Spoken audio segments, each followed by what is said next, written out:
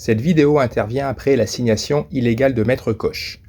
La juge Valérie Rousseau, si elle avait été honnête, aurait classé sans suite l'assignation de mes oncles et tantes au motif qu'ils possèdent des parts inférieures aux 2/3 requis dans une indivision pour provoquer la vente aux enchères.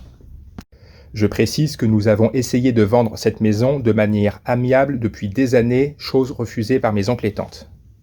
Une nouvelle preuve de la corruption de cette juge est la décision de mettre en place une démarche payante confiée à des avocats par nature malhonnêtes car couverts par leurs fonctions et pouvant mentir et trahir les justiciables sans le moindre risque.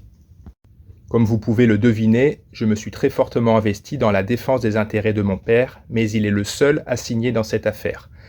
Mes oncles et tantes, conscients de ce fait, refusent que je participe.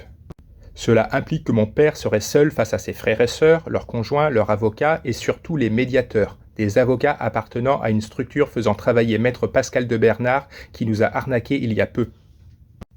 Nous émettons des réserves et des demandes, toutes rejetées, comme le fait de se faire expliquer les modalités de la démarche, le nombre de réunions, de pouvoir participer à une démarche à distance, etc.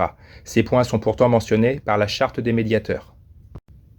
Nous demandons alors à confier cette démarche à un organisme associatif dont les membres ne seraient pas avocats et n'auraient pas de conflit d'intérêt avec l'un des participants. Visiblement, la juge Valérie Rousseau tient particulièrement à ce que mon père se retrouve face à ses avocats, en face à face et sans la moindre assistance.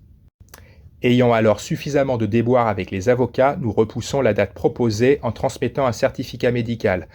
Mon père s'est fracturé le poignet et le confinement va bientôt se mettre en place. Nous redemandons à faire cette démarche à distance et le 2 novembre 2020, un avocat nous annonce que la démarche est mise en pause en attendant le rétablissement de mon père.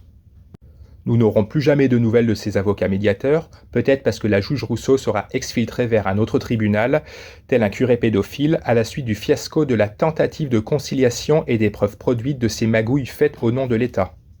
Sa remplaçante, la juge Carole Barral, classera sans suite l'assignation de mes oncles et tantes sans retenir le caractère abusif et dilatoire de cette démarche, intentée par des personnes ne pouvant pas légalement demander la vente aux enchères de nos maisons. Cela signifie que nous n'avons pas été remboursés de nos frais d'avocat.